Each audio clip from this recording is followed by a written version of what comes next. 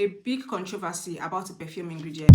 Welcome back to Fragrance Weekly, where we recap the biggest stories, launches, and drama from the fragrance community that you have missed. Starting off strong, there's been rumors that Safanad and Ojan by Parfums de Mali are getting discontinued. However, these rumors are not completely true. So if you were worried about not getting any of this perfume, relax.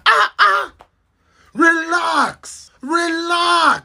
They're actually not getting discontinued. They are just pulling them from stores because these perfumes are now going to be Arod exclusives. So you will only be able to get them from Arods. Speaking of Arods, Arods Advent Calendar pre-order launched on Monday the 3rd and it sold out almost immediately. So if you did not manage to get one, get ready for the Advent Calendar Hunger Games in September at the shops. Happy Hunger Games!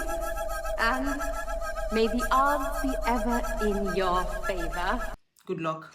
Gap Beauty is bringing back 4 iconic fragrances from its original lineup in the 1990s. Dream, Grass, Heaven, and And they will also be adding a 5th fragrance, which is a new launch called Harmony. According to a brand representative, they have modernized Gap fragrances for the people who grew up with Gap and for those discovering it for the first time. The full collection of the 5 fragrances launched in the US on July 30th, and they're available at Gap stores across the US and online as well. So if you were a big fan of Gap fragrances in the 90s, well, you're in luck. Guerlain has reformulated their fragrance L'Heure Bleue due to IFRA restrictions on certain musk and animalic ingredients. And the bottle also has a new look. So if you love this fragrance, I would suggest to get a backup before the reformulation or before it becomes a rare fragrance and people start selling it for £500. Now, the biggest story today is a perfume ingredients controversy.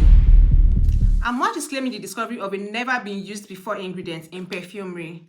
The ingredient in question is called Goé. It is the most used fragrance material in Gambia and Senegal, and Amouage is claiming its discovery. The problem is, Amouage is in fact not the first perfume house to discover this ingredient or use this ingredient in perfumery. The first perfumer to use this ingredient, Goé, is the perfumer called Maya Njai, who is Senegalese but grew up in Sweden. And she used it first in a fragrance called 80 Opum. This story was first highlighted by Michael Allen, so shout out to him for that. I think that credit should be given where due. This is unacceptable, especially for a brand that is built on authenticity. And the last recap for today, Giorgio Armani launched a new masculine fragrance called I Will. And it was crafted by 2 master perfumers, Natalie Lawson and Alberto Mori. And it took them 4 years and 2,800 trials to get this right. And Jonathan Bailey, the Bridgerton Viscount, is the face of this campaign. And that's all the recap today. Remember, if there's any story I missed or any story you want me to look into, all you need to do is drop me a comment or send me a DM and I'll get to work. And if you love and enjoyed this series, please make sure to give me a follow so that you don't miss any of the recaps. See you next week.